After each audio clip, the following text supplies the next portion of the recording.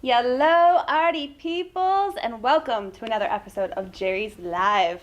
My name is Emmy Klein. I will be your host this evening, and today our episode is JL 185. And if you want to check out any of the things that I'm going to be using, because we are going over oil painting, beginner oil painting specifically. So any of the items that I'm using here will be in a teacher's cart, and you can find that if you go to Jerry's Artorama website, which is jerrysartorama.com, and then in the top search bar, type in the code JL185, and then everything I'm using should pop up. So that way you can find all the different items, and if you have any questions, you can check out the details there.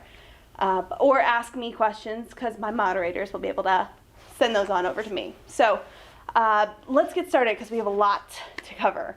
And I'm very excited because I love oil painting. And a funny thing is that every time I tell people that I'm an artist and I do paint in oils, I always, 9 times out of 10, get someone saying, ooh, I really want to try oils, but I'm kind of like afraid of it, or I haven't quite gotten there yet.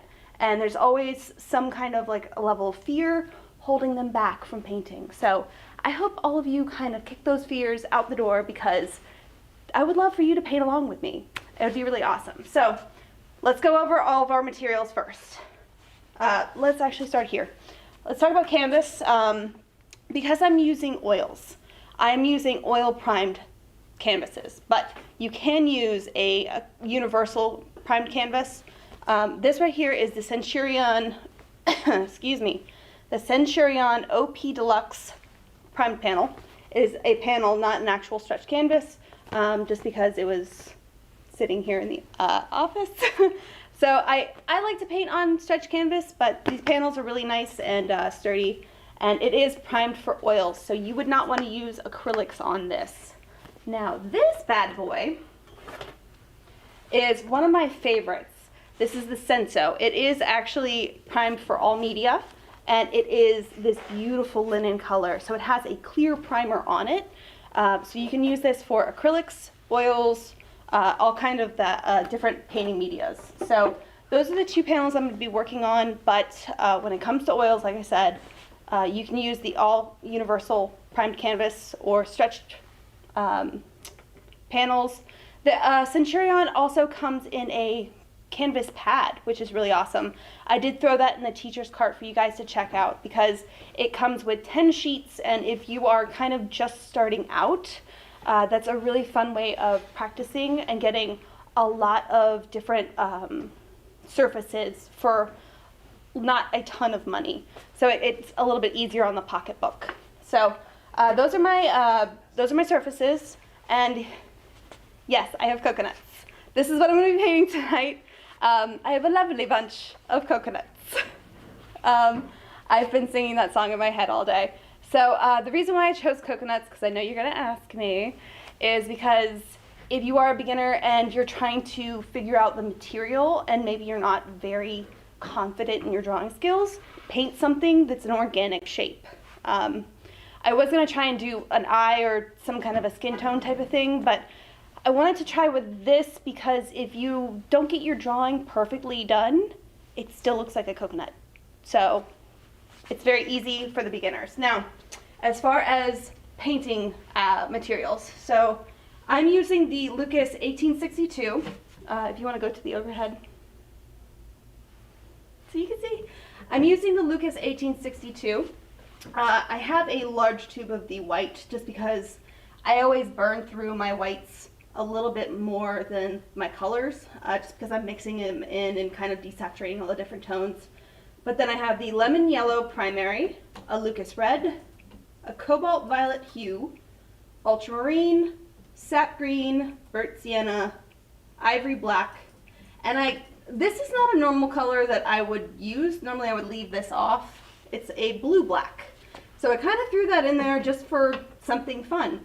And if you actually, hold on, let me show you my swatches. If you swatch your paints, you will see exactly what they do. So here's my white, my lemon yellow, the Lucas red, the cobalt violet, ultramarine, sap green, burnt sienna, This is the ivory black, and there's that blue black, so you can actually see the different tones. So this is a lot warmer when put next to this, but in relation to like the burnt sienna, this would be a lot cooler. So that's where your colors can kind of play with each other. And I do know that Suzanne, I believe Suzanne Kramer was asking about these guys.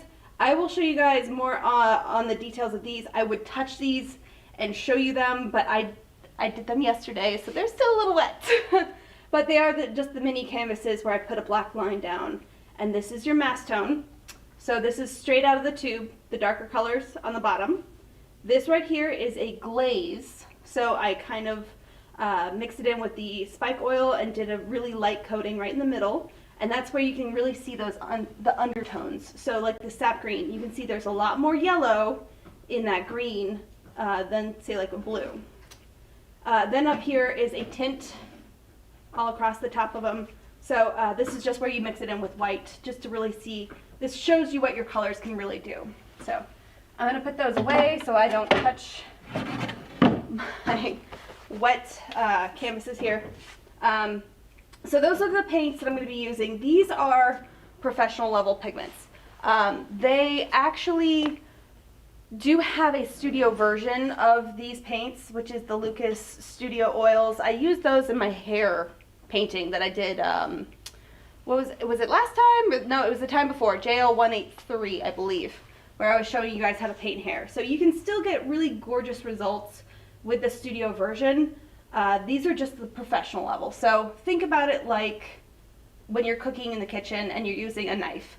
If you have a really sharp knife, you're going to be able to chop vegetables really, really easily.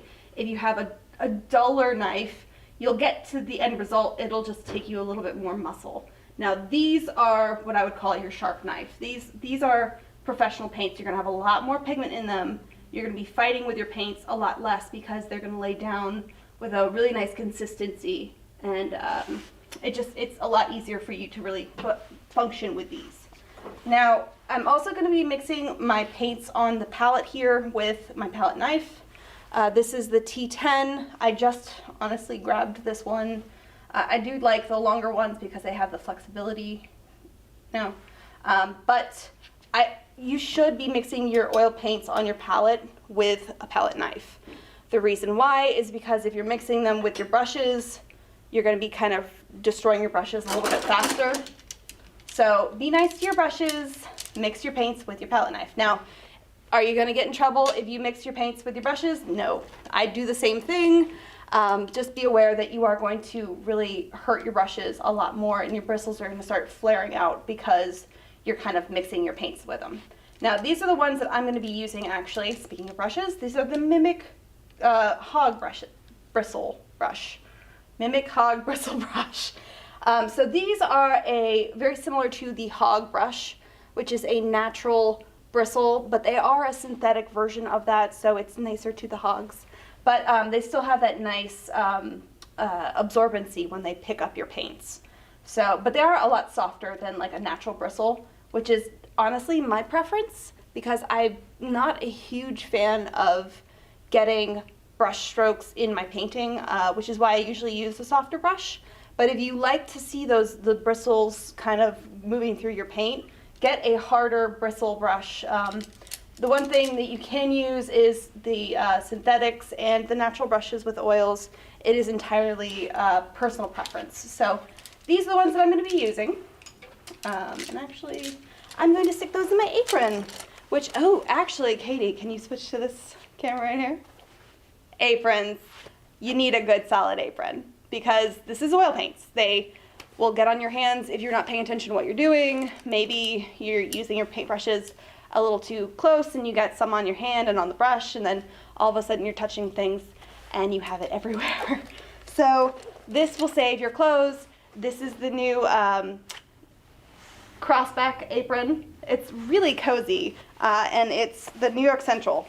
Has a pocket up front with some serious Velcro. This is for your phone. I don't have my phone on me, but this is specifically so you can keep your phone safe. And a long handle bristle brush will actually fit completely in there without sticking too far out. And then of course I have my easy wiper cloth because I'm a mess. But this is the apron. I know you guys were asking me to turn around and show you the back last week, but crisscross design, really cozy. So back over here, I'll show you the last couple things on this right here. So of course, you need some solvents, and the basic ones that I use are these two. These are my go-to, of course. So the spike oil, the lavender spike oil, and then the lavender brush cleaner. What's the difference between them? Clearly this is the brush cleaner. So the brush cleaner will completely get the oil paints and the oils off of your brush. That is specifically for cleaning your brush. Spike oil is, think of it more like a medium rather than a turpentine, but it still acts kind of like a turpentine. So it does start breaking the bonds of your oils, but this is a lot less harsh than the brush cleaner. If you want to use the brush cleaner as a medium and kind of start breaking down the oils, you can, just don't use a whole lot. The other thing is that you can also clean your brushes with this. It's just gonna take a little bit longer to get all those pigments out of your brushes. So I have those inside of my 2 jars here. So whenever I'm, working, they just kind of flip up and you can take the lids off. Now, I usually, as I'm working, leave the lids on just to kind of keep the smells to a minimum. But these are non-carcinogenic, so when you're painting at home, the Chelsea Classical Studio, it's not toxic for you. So if you have ventilation, then it's fantastic.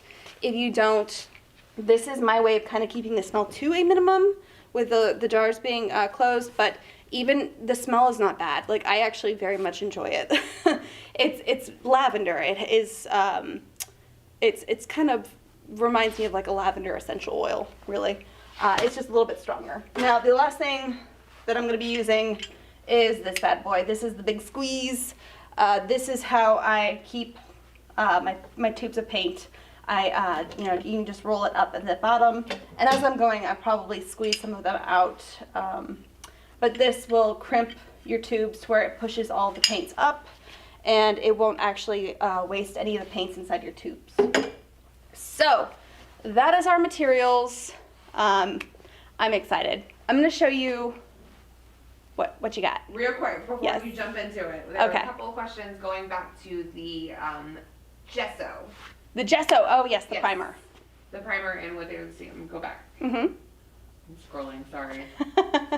I'm sure there's quite a few questions. Yeah, can you kind of just briefly go over again, like the difference between, I've got a couple people saying they don't gesso even though they paint with oils. I have some people wanting a clear gesso. Some people, lots of gesso questions. A lot of gesso. All right, let me break down gesso in a very simple form. Gesso is just the barrier on your canvas because this is more of like a cotton and this is the linen, so it's got that natural fiber. Both of them are natural, and they both will suck up your paint. So the reason why you put gesso or a primer onto your canvas is to keep your canvas from absorbing all your paints and having to spend more money on paints. It's that barrier. This has this is the oil primed linen. So this is actually, I'm sorry, this isn't cotton. There is cotton canvas as well. This is a linen, so it actually, if it weren't primed, it would look just like this, but this has a clear primer on it. This is just an oil-based gesso, so it's already gessoed. I can take this out of the package and just start painting. There's no point in me having to gesso this again, although I've seen people do that, but there's no reason for it. It's already ready for you to go. Now, if it were a raw linen, yes, I would say go ahead and grab a gesso and apply that on there. You need minimum 2 coats, really. I'd probably brush it one way, let it completely dry, brush it the other way. You can sand in between just to kind of get a smoother surface, but that's entirely personal preference. The clear gesso, it's the same thing. It's just clear. I don't know if that answers any of my questions or all the questions. You're pretty much. Yeah, so it is essentially a gesso, but there is none of that white opacity to it. So it lets you see the natural fibers of the linen, which is why Senso is one of my favorites, because it's so pretty. I hope that answers all my questions about the gesso. So are we ready to start? Yay! Oh, now actually, before we get started, I did want to remind you guys, we have the self-portrait contest happening right now. It is our 9th annual self-portrait contest. My team, my moderators, will be putting the links in the chat below, of course, because they're awesome. But if you don't see the link because you're watching this in the future, you can go to the Jerry's Artorama website, and on the top tab, so on the right-hand side, which I'm sorry if you're seeing this backwards because I think the camera's flipped, but on the right-hand side of the website, there's a tab that says Artist Resources. And in that tab, there's a link that says Contests, and that will link you to all of our contests going on at any given time. So the portrait contest right now is any style of art, any media with the exception of photography. That is the one media that we are not going to accept. But there are $5,000 in prizes total. The first place gets $2,000 of those $5,000. So, and then it gets smaller from there, and the second and third, and then there's honorable mentions as well. So this contest ends April 18th, 2021, in case you're watching it in the future. So April 18th, 2021, there's an annual contest every year. So even if you are watching this in the future, check out our contests because you can always, there's always something happening. So make sure you get started on those self-portraits, guys. There is a month left for you to actually submit and possibly win $2,000 because you're gonna get first place. I can feel it. I can feel it. So get started. Speaking of getting started, let's get started. So I wanted to show you multiple ways to start an oil painting because there's not just one. There are several. This is the other things that I actually didn't mention in my supplies, charcoal and a pencil. If you are, let me put my Senso down here. If you are starting off just trying oils and you're maybe somebody who's very familiar with sketching with charcoal or a pencil and that's your kind of comfort zone, you can tiptoe into this process by using these. So like I said, we're going to be painting coconuts. So I'm going to be doing kind of two paintings sort of in tandem right now because I'm going to start one off with these, and then on the Senso I'm going to actually start off using just the oils. So I'm going to be sketching with my oils, and on this one I'm going to use the pencil. So like I said, it doesn't have to be perfect. I hope you guys are painting along with me. So if you are painting along with me, hit that thumbs up button, hit the like button, hit the happy button, and make sure that you post your version of this painting at the end and tag JL185 because I want to see them. So canvas, I'm going to do it landscape just because it kind of fits my coconuts a little bit better. Oh, and if you also are not completely sure what you want to do, grab a sketchbook, and this is the Reflection sketchbook 4x6, and of course, because I know you guys are going to ask me what I did here, this is not how it comes. It's solid black. I doodled with a white opaque marker, and I added that to the teacher's cart because I know you guys are going to ask me. So just find a blank page, do a quick little sketch, kind of the basic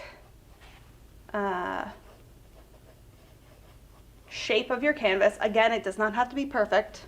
And then place where you want your horizon, like where I can see the back side of those two pieces of foam board coming together. I'm going to put it probably, since it's at kind of an angle, I'm going to kind of go from here to here. That's a little bit more drastic than I can see it, but then I'm going to put the open coconut here and the coconut with the cute little hair. Because he's got a little, you see that little chunk of hair kind of coming up off the top. Now, because I am painting something that is organic, and this is only the beginner class, so I'm not going to finish this painting today.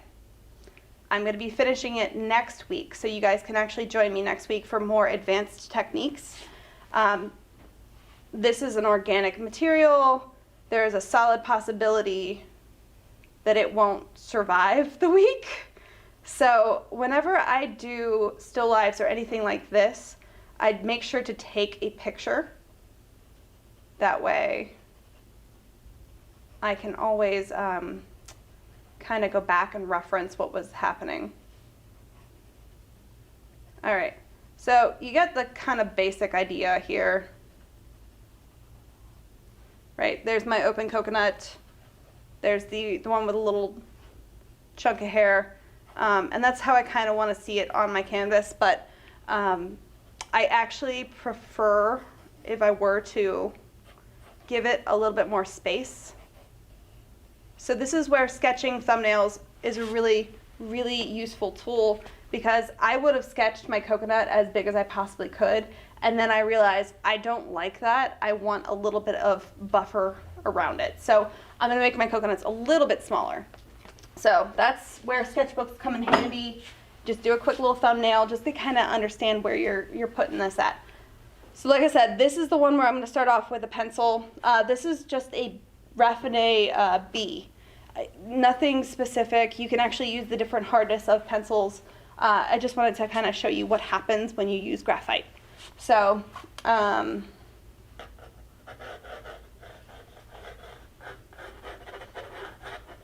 again, it does not have to be perfect. It is a coconut. And I can see his little hair kind of coming up here. Actually, while you're doing that, Yeah. I had somebody ask if some artists initially sketch with alcohol-based markers, if you could do that here. I don't have an alcohol-based marker on me, but yes, absolutely, you can. It's again, just like I'm doing here, I want you to try it.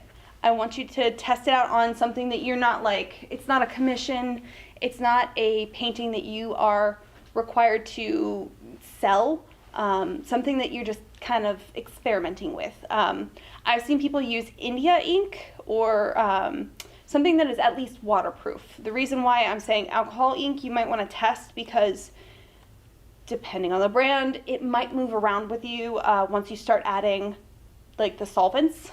So, and like I said, once I start kind of doing this, you'll see kind of the process of what I'm doing. So the very first wash of oil is going to be very thinned down with the solvent. And so your alcohol might start moving. Now, the one thing with the India ink, as long as it's waterproof, it's going to be very visible. So if that's okay with you, you're good. If not, just test it out. All right, so there's my coconuts. Now, the one thing we are looking for right now is shape, value, and like your just general form. That's the main focus of today, right? So what I'm looking at is I'm looking at the shape in between my coconuts, like this little triangle, what the shape of it is, whether or not I can draw a straight line for the bottom of that coconut. There's a straight line over here. It kind of comes to a bit of a point, but the bottom of that point is kind of flat, so it's not a round. Those are the things, and I can see kind of the eyes just poking out, the eyes of the coconuts at the very bottom, just poking out just a little bit down here. But that's the things that I'm looking for, especially like right here, the shape between these two coconuts. When you start really breaking down everything as just shapes, that's when your drawings and your paintings start looking really realistic, and you have less of a stylized. Now, if you're looking to do stylized, pay attention to those shapes and learn how to manipulate them to make it fit what you want to come across, and like what you're looking to do. So you don't have to exactly copy the coconut as you see the coconut. You can make it squished whatever it may be. But if you consistently keep that kind of change going on throughout the whole thing. Where's my charcoal? Charcoal. I wanted to use the charcoal too. So I just realized I haven't touched that yet. But yeah, if you keep it consistent, you'll be able to manipulate the drawing in a manner that looks intentional. Because if you mess up, it's okay. Make it look like you intended to mess up, right? All right, so that's the edge of that shell where I broke it open. And it kind of comes up. There's a bit of a crack that you can see at the very bottom. Now, I am not worrying about the little hairs that kind of like come off this top coconut here, or any of the things that like I can see the little hairs poking out here. I'm not worried about those details right now. I am only looking for basic shapes. So even the detail that I'm putting in here is probably a lot more than you even need to do. Keep it very general. Because you can find those shapes and those details while you're painting. I just wanted to make sure I had enough lines with the charcoal so you can see what happens. And there's my shadow. That's kind of where the shadow starts. This is in shadow, and then this is kind of where the light starts hitting the inside of that coconut. And it gets thinner, then it gets thicker. All right, and then we have shadows. Now there are a ton of shadows on this right now just because we have all the studio lights going on. If I had my way, we'd turn off every light except for that one lamp that's lighting up my coconut, but if I did that, you would never see what I'm doing. So I'm gonna basically draw the two shadows I see. There's one shadow being cast this direction, one being cast that direction.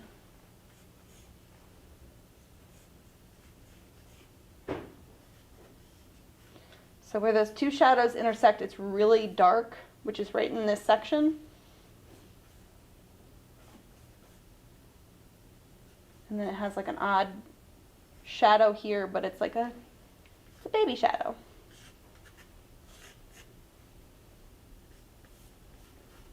All right. There we go. Coconut. There we go.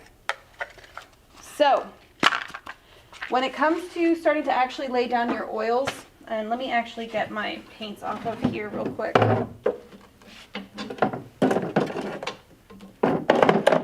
So, a lot of people like to keep the white of their canvas and just kind of carve out the different colors and things like that.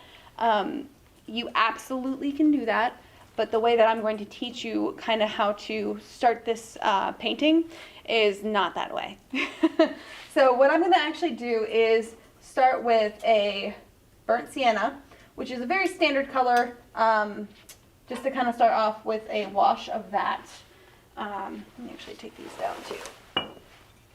And I forgot all my brushes are in my pocket. All right, so I'm going to start off with my big brush, just because I'm going to tone the entire canvas. Now the reason why I'm going to do that is because I just want to take off all of the white.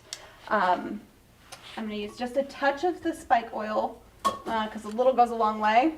But you see how it's really moving my pigments?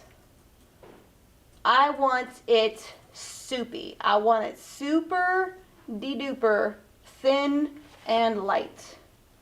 So that way, you see how it's just kind of going on, and it's very, very thin.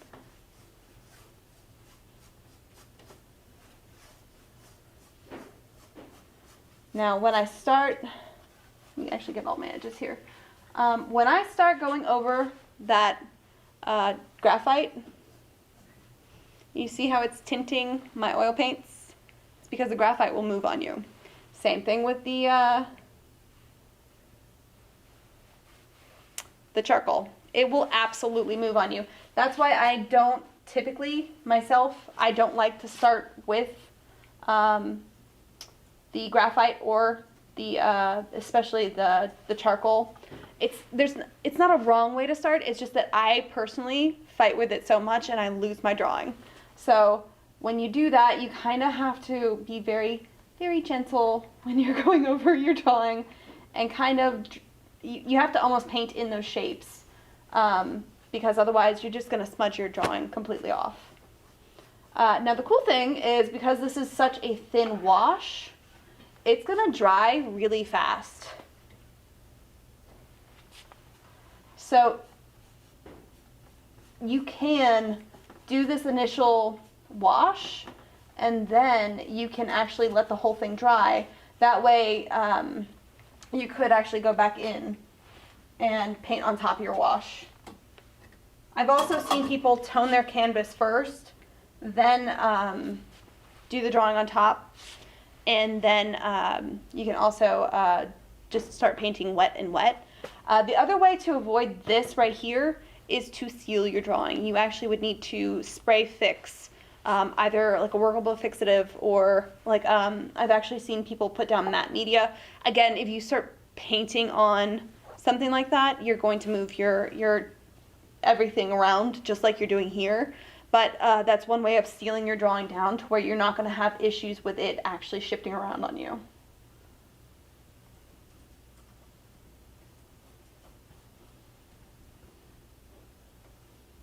Alright.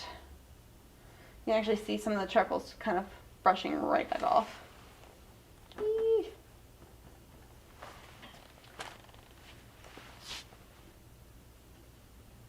See, I feel like this frustrates me, having to like really go back in and find my drawing. So what I start doing when this happens is I start actually almost painting in my tones. So like I might make this section a lot less of like a tone, where like I did a really thin wash up here. I might add more pigment here just to kind of keep my my drawing. And yes, it's messy and not a problem at all. It's going to get super messy. We have a couple of people asking if that the charcoal and stuff will migrate through the painting layers. So that's a really good question. Really good question. Once you actually lay down the first couple layers, you're actually going to, it's going to completely disappear. You're not going to even notice that it's still there.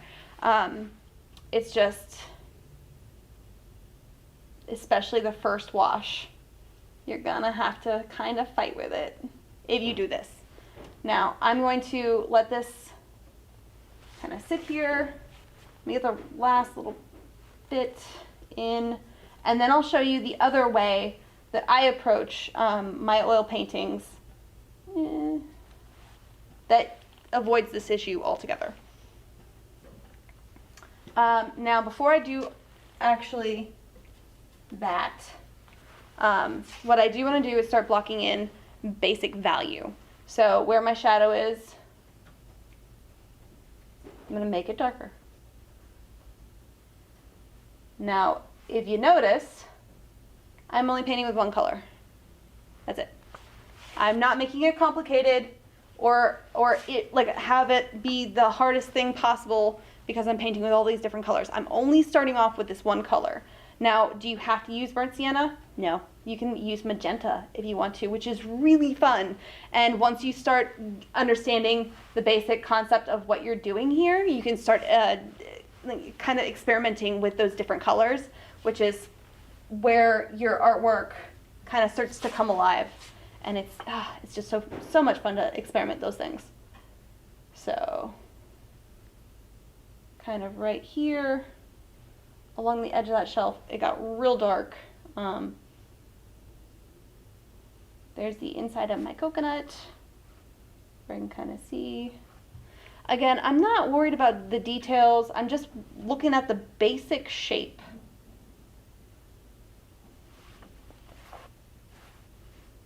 Right? And the edge of where that the inside of the coconut, the white meat of it, kind of comes around right here. The edge of it is real dark. but then the edge of the shell is also real dark.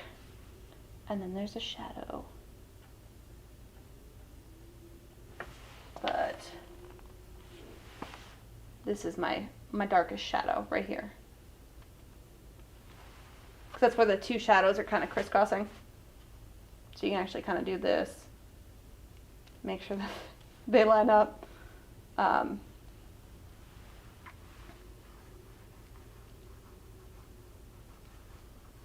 right. So basic form. I just want to kind of block out my darkest darks and where they are.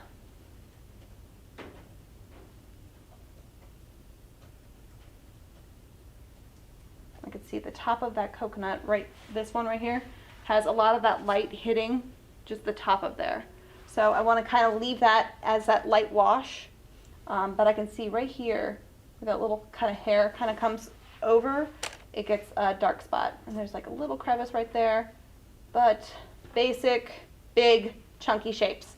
If you need to, while you're using the long handle brushes, this is why I love long handle brushes, take a step back and make sure you paint with your whole arm. Don't sit there and choke up on your brush and noodle. This is not the time for noodling. So you want to take a step back, use your whole arm and your whole brush, because this is where I have the same problem. I sit really close to my canvas and I go, ooh, but look at that little detail, and look at this little detail, and you're gonna sit there and you're gonna make this beautiful little chunk of coconut, and then the rest of your painting's gonna be forgotten. So take a step back, let's approach the entire thing as one whole cohesive coconut painting. So there is my basic coconut shapes and shadows, right? One color. Now, that is one way of starting a canvas. We're not done with this yet. We're gonna keep going, but I'm gonna grab my Senso real quick, and I'm gonna show you another way of how we do this. So this way, we'll take a little bit of a thinner brush. Let's go with, I kind of want to go with a round brush because it's going to give me nicer point. Let's go with the 4 round. Oh, and this was a 12 flat. So I'm going to keep using this, but I'm going to go in for right this second with a 4 round. So it gives me almost like a drawing point. Yeah? You with me? We're going to be drawing with oil paints. Yes. So, again, spike oil with just my burnt sienna. And this is where I'm going to actually start drawing straight on my canvas. Now, the cool thing is that if I decide that I don't like the placement of this, I can actually take my brush and mostly wipe all of it off. And then I can keep painting, which is really, really cool. But if I realize that I don't like what I did, you can take a couple steps back. You can take a brush, a clean brush with your spike oil and kind of rub all that oil and just make it almost disappear. Now, I understand that some of you might be like way far into a painting, and that might not be the easiest thing to do because a couple layers have dried and then you've gone over it. If that's the case, then you know it's still not a big deal. You can absolutely start over. Starting over is not a problem. Struggling with a painting that is not working for you is the problem.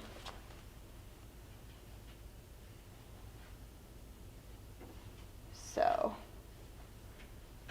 While you're doing that, yes. we've had a couple questions about painting, if you can paint acrylics, you're underpainting in acrylics.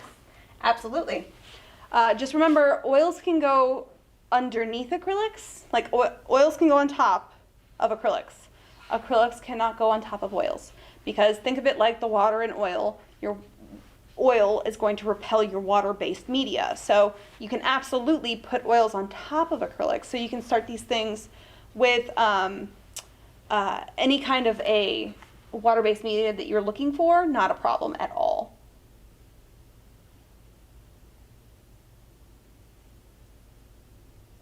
He's a funny little coconut here. Do, do, do, do. So, remember, basic shapes.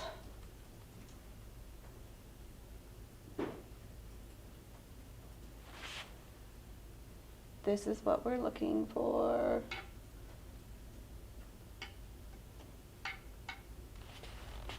All right. Katie's also telling me that we only have 20 minutes left. I swear the time flies when you're having fun with painting. It's crazy. So I'm going to try and get through this as quickly as possible just so you can kind of see the process, right?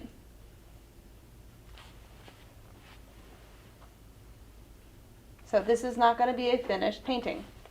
All right, now I got them laid out where I want them. I'm going to go back in with my number 12 brush and some spike oil, and I'm going to lay down those shapes where my shadows are.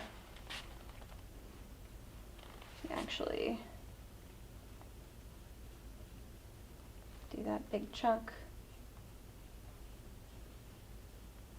There's that shadow.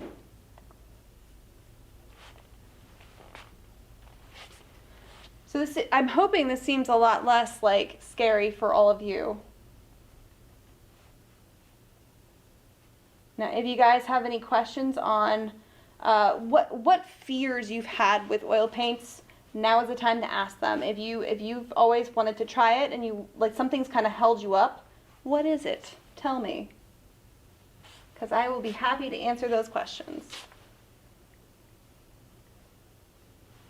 Now, this is where I'm going to actually start going in with a little bit of that ivory black just to kind of darken up that paint. Kind of make a difference between my shadow. Because this is like the darkest dark right here, that shadow. I can see that is just super dark. So I'm going to make it super dark. But I'm not putting a solid black in there. I'm only tinting my burnt sienna with that dark color.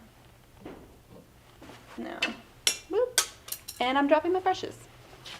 That didn't happen. No one saw it. All right. Oh, need some spike oil. Woo. Actually, while you're talking about spike oil. Yeah. Well, they had two questions. Okay. Earlier they were asking when you open that if there are grates or screens or anything in there. Yes. Yes, there are. So there is, let me actually show you. Right here. Full of spike oil, but yeah, here you go. This is the little basin that's in there. So it has holes on the bottom. It has a little metal thing right here where you can actually like hit your brush up against. I usually fill my little wash buckets up just to where the spike oil comes just over where that little wash kind of screen starts. And I believe the 16 ounce, because I added that to the cart, I believe the 16 ounce fits in there perfectly. It's been a while since I've put that in there, but I'm pretty sure it just happened to fit perfectly. It's like they meant for that to happen. All right, so there is my basic shapes on this one. Now the cool thing with this is that if I want to leave all of this senso raw, I absolutely can. If I want to start painting in a little bit of background and kind of float it out to where I, still can see some of this linen, I absolutely can do that. But it's one of those things where it's such a beautiful canvas. I don't honestly want to cover the whole thing up. All right, so now I'm going to actually paint in a little bit of my highlights. And I think that's a little too, this is just burnt sienna and titanium white. I think that's a little too kind of almost pink. I need a little bit of yellow. Just to kind of warm it up just a touch. And then it kind of, let's put it right there. This is where the lights are hitting that. So right now I've only blocked in my darkest darks, kind of a middle tone, And now I'm blocking in where the lights are. Now notice, I'm not using pure white. I do not use pure white until the very, very end of my painting. And that even includes for the inside of the coconut where it is actually white. I don't paint that white. I know that doesn't seem like it should be the thing.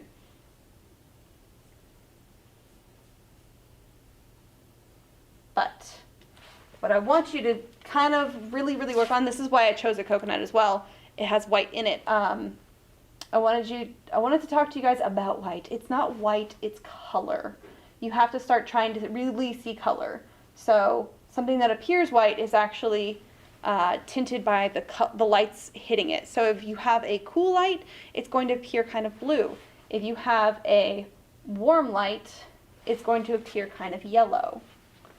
And that's color theory. Love color theory. One of my favorite classes. Whole time I was at school.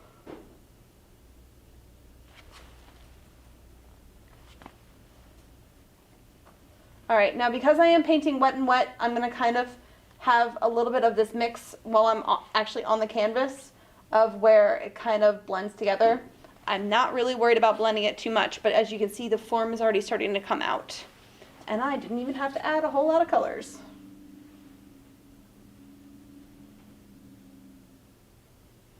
While you're doing that, Yes. Rhiannon would like to know if you're going back in and you're scrubbing stuff out with that spike oil, Yes. if it is going to ruin the gesso or anything underneath it. No. Not at all. The only time it would really have any kind of effect is if your gesso was not cured before you started painting. So it's, because especially the oil primed gesso, it's already been gessoed and sitting there for so long, it's dry. It's not going to go anywhere. And the acrylic primed gesso is acrylic, so it's very permanent.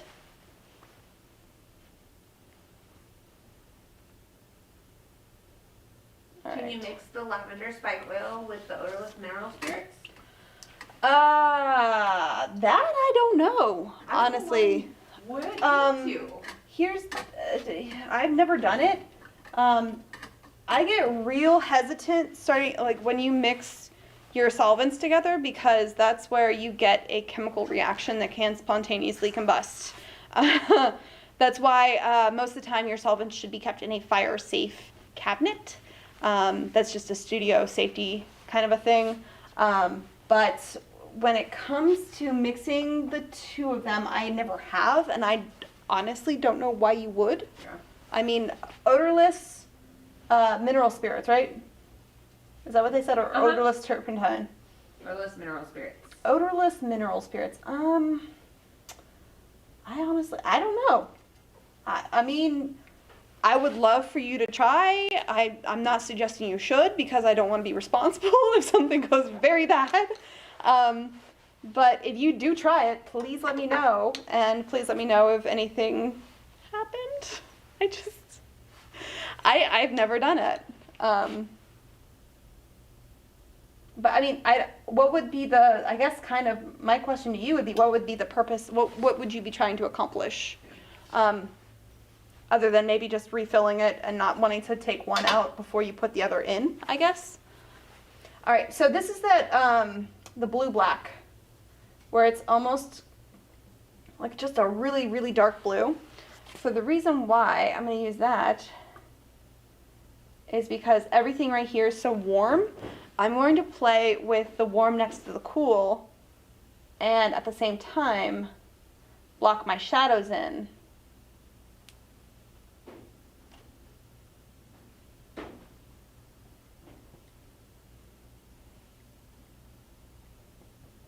Because those are my darkest darks. How are we looking on time? Anyway. You got about 10 minutes. 10 minutes. Oh my goodness.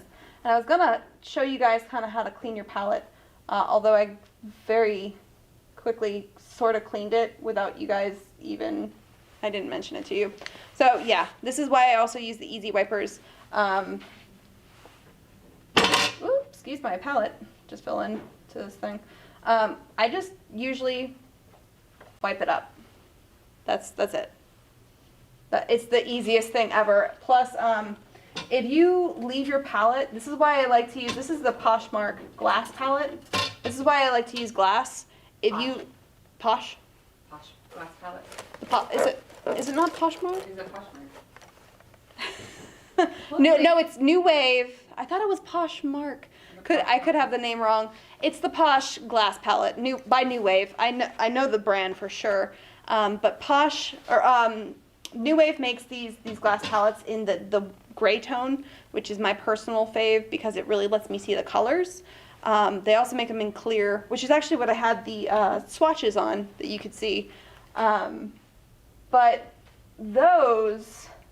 The New Wave Posh glass tabletop palette. Posh. Okay, it's not Poshmark. I don't know why I decided to add the word mark in there. Ignore that.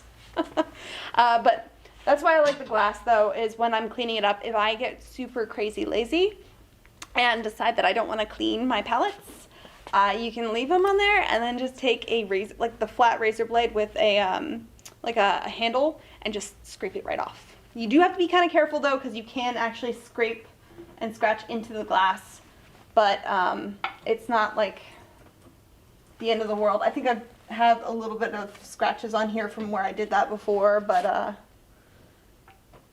it usually holds up really, really well. While you're talking about that, we've had lots of questions about the safety of keeping solvents and used rags and things like that. That's a huge deal. Now, I don't want to glaze over that especially because this is a beginner class, and that's incredibly important, but I feel like there's so much that we probably need to have an entire show on that. What are some of the questions? What do you do with the rags when you're done with them? Usually there is a fire safety bin that it has a lid.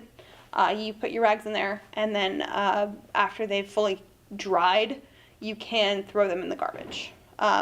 You can, if they are not actually fully dried, you can take them to the dump, as long as it is rated to be, I guess, receiving those kind of materials.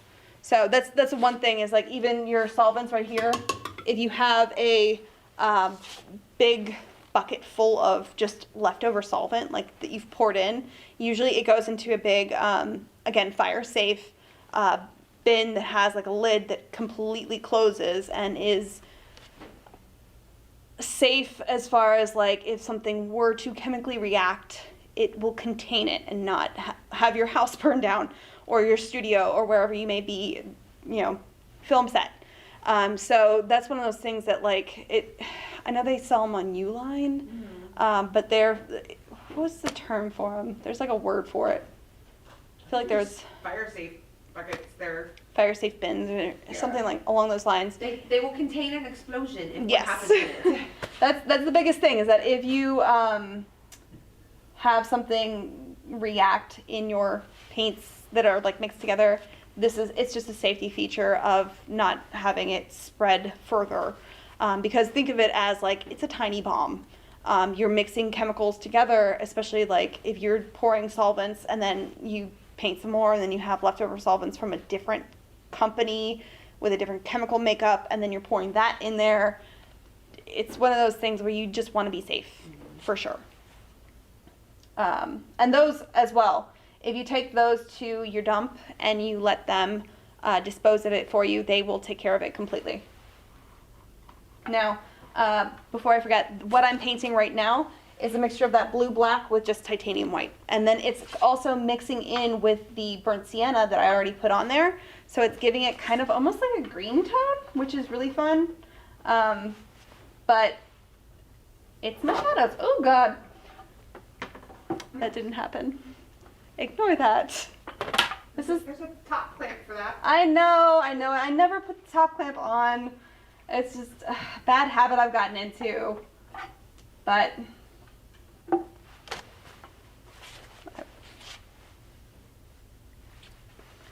I like to move my paintings around. That's the one thing that this is how I end up with paints all over my hands. It's like I like to touch my canvas. Don't do that. Do as I say, not as I do. Please. Alright, so let's just block it in the shadows. Look at that! Coconuts. Now, the one thing we will go over in the next class that I do want to actually really start going over is finding your colors within these things. I might actually have to, we'll have to take a picture of this, and that way we might have to do a picture in a picture, especially if this coconut does not live. I have the other half of it. I'm going to try and close it up, and I'm going to try and save it. Try to save it. In there. Yes. Close it up. We're going to try to save Senora Coconut. So that way I can hopefully show you guys, especially how to see color with the whites. But I think this is about as far as I'm going to get on this one. Now, the other thing I almost completely forgot to show you guys. If you take, let me use this guy. This is the 8 filbert that I'm going to use.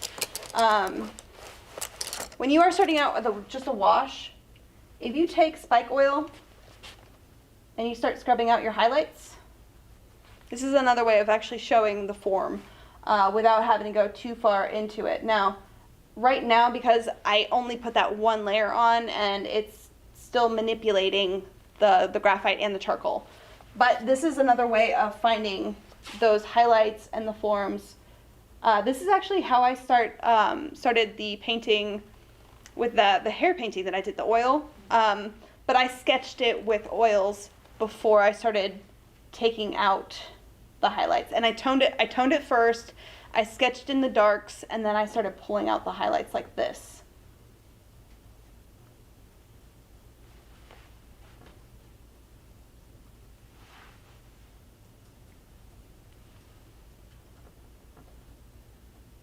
There's like a crack in the coconut right here.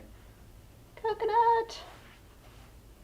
And yes, I have also had the Lion King song stuck in my head all day. As soon as I decided that I was going to have coconuts on here.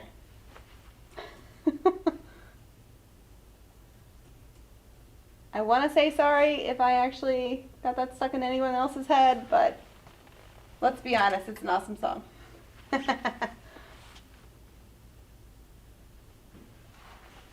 Alright, so that kind of comes down a little bit further.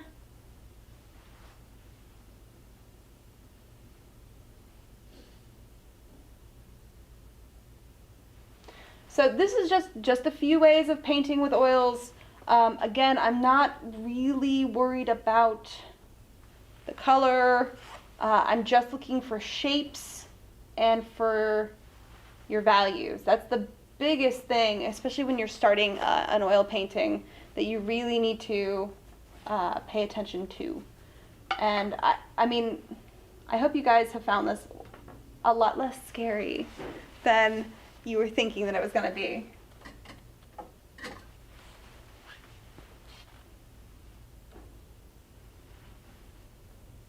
Because I really can't tell you how many times I've had someone tell me, ooh, I really just, I don't know about oils. It just, I haven't tried it yet, you know, I don't know, I don't think I'm there yet, or it's paint. It's paint. Don't be afraid of paint. And you know what? Even if you mess up, it's not a big deal. You can paint on top of it. You can absolutely do another painting on top of this and hide everything that you did. Yeah, nobody ever has to see it. Exactly. Unless you become famous like Van Gogh, and then all of a sudden they're removing someone else's painting and they're like, oh, that's one of your, oh. Yeah, that's the only time you really have to worry, but let's be honest. It's going to happen well after you're gone when they're varnishing something on accident and find your painting, so you don't have to answer to it. Right? Alright, so let me pull out the bottom of this dude. So just like basic drawing, I have my highlights on my coconuts, I have my middle tones, I have, hold on, the shadow kind of got lost here. You can add your shadows back in. I probably should have darkened this one too. Here we go. There we go. Yeah. Now, another really cool way to, it's kind of like an old master's trick that they've done paintings before, is paint in black and white. Just black and white oils. And then when you go to add colors, you do it in glazes, which is really cool. And I can show you that process, but I'm not going to sit here and do a black and white painting of the coconuts. You would fully render it and then let it completely dry before you start going in to add your different colors. So what I'm going to do is I'm going to do one of those off camera, and I'm going to paint the same thing, the coconuts, and I'm going to show you next week how you would glaze in those different the different colors on top of it's not going to be fully cured, but it's going to be probably surface dry, because oil paints dry by oxidation. So the more that the air it's exposed to the air, the faster it dries. So because I did this wash really, really thin, there's a very little amount of oils on there, so it dries a lot faster than a thicker layer of paint. The other reason why I start off with really thin washes like this is because of the basic oil concept of you put fat over lean. Now, to explain what that means is that oil paints have oil in them. It's a fatty substance. So fat will stick on top of less fat. It won't, if you have a really thick layer of oil paints that's very fatty and you put a thin layer on top, it's not going to adhere very well. You want to build up your layers and go from really, really lean, where it has a little amount of oils, to the canvas. So like this has the solvent in it, so it's very, very thin. It's very lean. It doesn't have a whole lot of oil content in there. Then you want to build it up and slowly get to the fatter and fatter and fatter layers, because the oils are stickier and they will sit on top of oils, but it has to be a thicker layer of oils, if that makes sense. Think of it like my abs. My muscles, I have some serious muscles under all of this layer of fat. My abs don't go on top of the fat goes on top of my abs. I hope that explains it really well.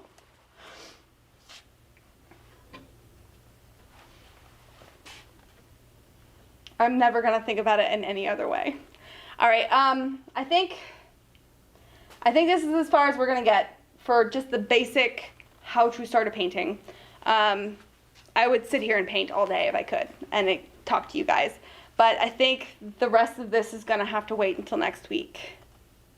So that was beginning oils. I hope you guys enjoyed this, and I hope you have a lot of questions and are excited about seeing the rest of this being done next week, because that's exactly what I'm going to be doing. We're going to continue this lesson in the next episode.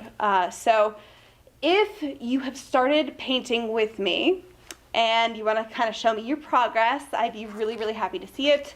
If you're on Facebook, you can post it to our Jerry's Live Facebook group, which is a group of artists that, not just me, it's a community of artists that we get together and we promote each other and we talk about our art and we post different things and ask for help and say, hey, I was thinking about doing this, but it was a crash and burn kind of idea, and just share our progress and our journey of art there.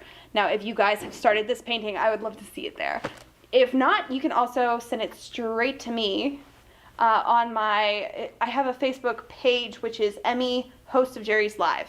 You can actually interact directly with me, so if you have any questions about things, then you want to talk to me, not anybody else on the crew, it's just specifically me. You can actually send me a message straight on there, post something on there, and I will respond as fast as I can, because I love talking about art. Now, if you're on Instagram, make sure to tag Jerry's Artarama. And I know we have a ton of different Instagram pages there. It's just Jerry's Artarama, not any of the Jerry's Artarama of Raleigh or Nashville. Those are our different stores. So just Jerry's Artarama there. And then you can also tag me, which is misscakes.art as well. You can also see my artwork there, and if I start posting anything else about this show, I'll actually tag it on there as well. And on my specific page, the Emmy host of Jerry's Live. Very long, I'm sorry. But make sure if you do post anything on Facebook or Instagram, tag us with the code JL185. That way I can find it. I will be looking for sure. And I think that's everything. Do we have questions? I'd like to know if you can post a picture of the coconuts Yes. from the same angle. Absolutely. And images of the two beginnings so that if they want to catch up over the week that they can. Yes, absolutely. Now, if you have any questions, if you have any questions while you're painting, even if it's the weekend, tag me, post something to my page, whatever it may be. I will be happy to work with you guys. I'll actually be in my own art studio working on art as well over the weekend because that's all I do. But yes, I will post the picture of the coconuts. I will post the two progress paintings and kind of show you what I've done so far. Like I said, they're not fully rendered. We're just working on basic shapes and your values. If it doesn't look perfect, it's okay. It's a coconut. It's easy. So I think that's everything. Do you guys have any other questions, or we're good so far? All right. I hope you guys join me next week for sure. I had so much fun. Thank you for joining me. Thanks, guys. Bye.